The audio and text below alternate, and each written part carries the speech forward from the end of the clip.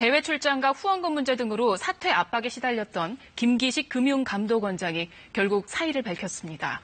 청와대는 김 원장의 사의를 수용한다고 밝혔습니다. 김기현 기자, 자세한 소식 좀 전해주시죠.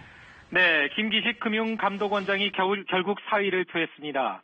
문재인 대통령이 금감원장에 임명한 지 17일 만입니다. 김 원장은 오늘 저녁 8시 30분쯤 금감원 명의로 기자들에게 보낸 문자 메시지를 통해 선관위 결정을 존중하여 즉각 임명권자에게 사의를 표명했다고 밝혔습니다.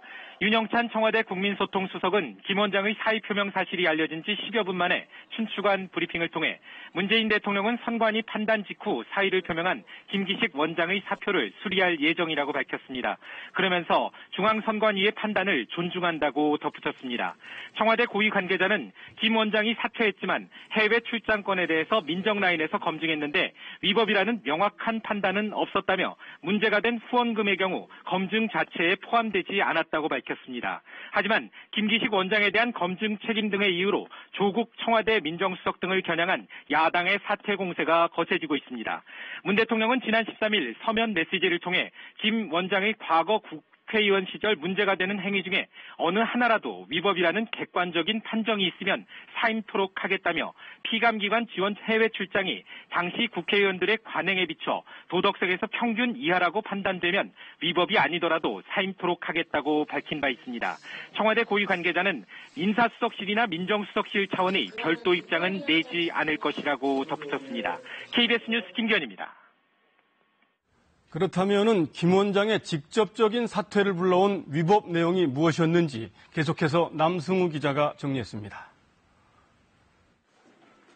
가장 쟁점이 된 건 김기식 금융감독원장이 국회의원 시절 후원금 5천만 원을 자신이 가입한 더불어민주당 의원들의 모임에 기부한 행위였습니다.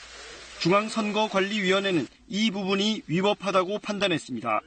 정치자금에서 그간 내던 정도의 회비를 내는 것은 문제가 없지만 그 범위를 벗어나 특별회비 등의 명목으로 금전을 제공하는 건 공직선거법 113조를 위반한 것이라고 결론 내렸습니다. 선관위는 김 원장이 후원금을 자신의 보좌진에게 퇴직금으로 지급한 데 대해선 정치활동에 쓰인 경비에 해당해 위법하지 않다고 판단했습니다. 피감기관 등의 비용 부담으로 해외 출장을 간 것은 정치자금 수수에 해당할 소지가 있지만 법 위반 여부는 출장의 목적과 내용 등을 종합적으로 고려해야 한다며 판단을 유보했습니다. 국회 예산을 이용한 국회의원 해외 출장의 적법성 여부는 선관위 소관 사항이 아니라고 밝혔고 해외 출장의 보좌 직원을 대동하거나 출장 중 일부 관광에 정치자금을 쓰는 것도 위법하지 않다는 게 선관위 설명입니다. KBS 뉴스 남승우입니다.